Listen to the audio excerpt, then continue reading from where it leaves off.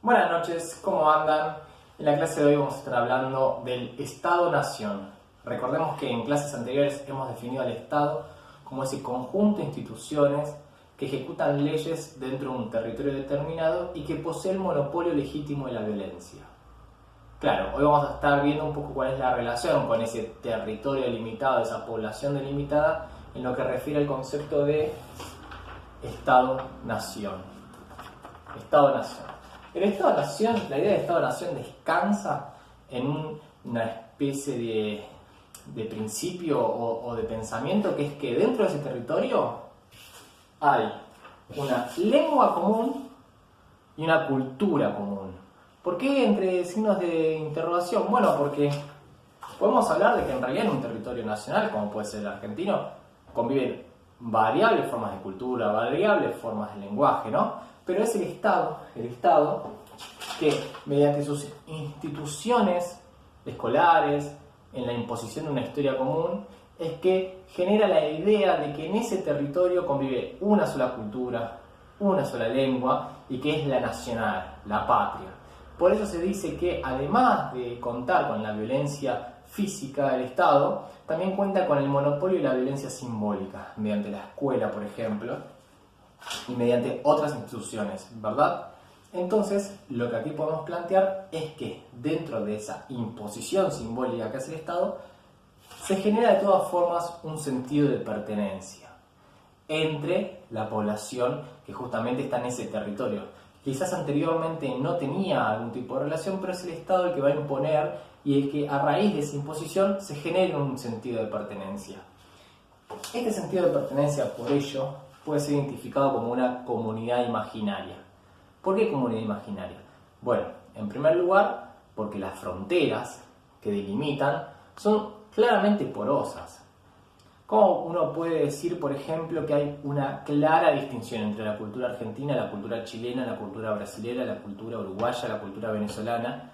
Que, es decir, los límites geográficos son por límites culturales. Bueno, hay toda una discusión alrededor, se puede decir que sí, se puede decir que no, pero en fin, las fronteras son porosas.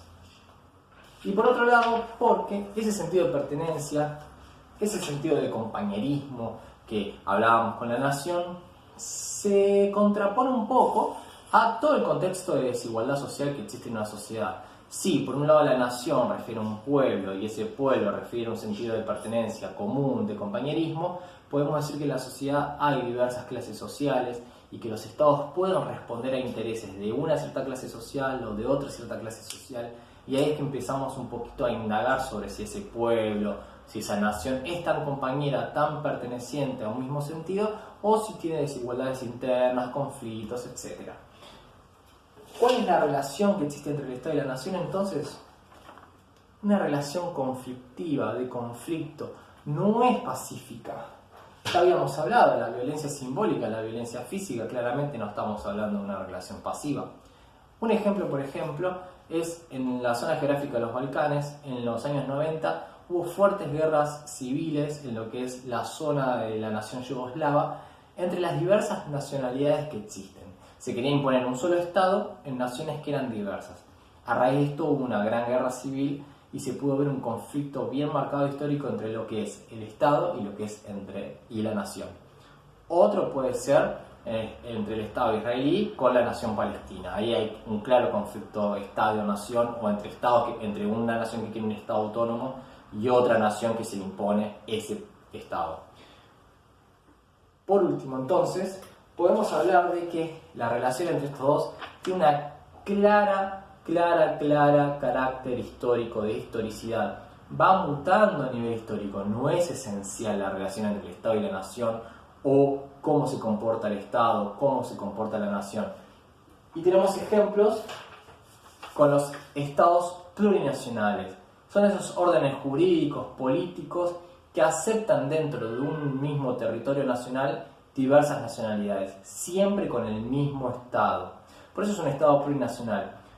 Ejemplos son las constituciones de Ecuador o el Estado plurinacional de Bolivia, que han aceptado culturas otras, han aceptado una diversidad cultural interna, o han aceptado diversas culturas ancestrales anteriores al Estado moderno.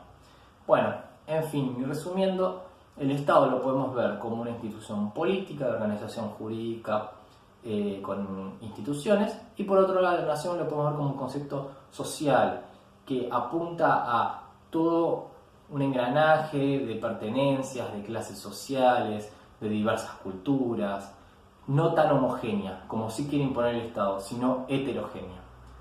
Muchas gracias.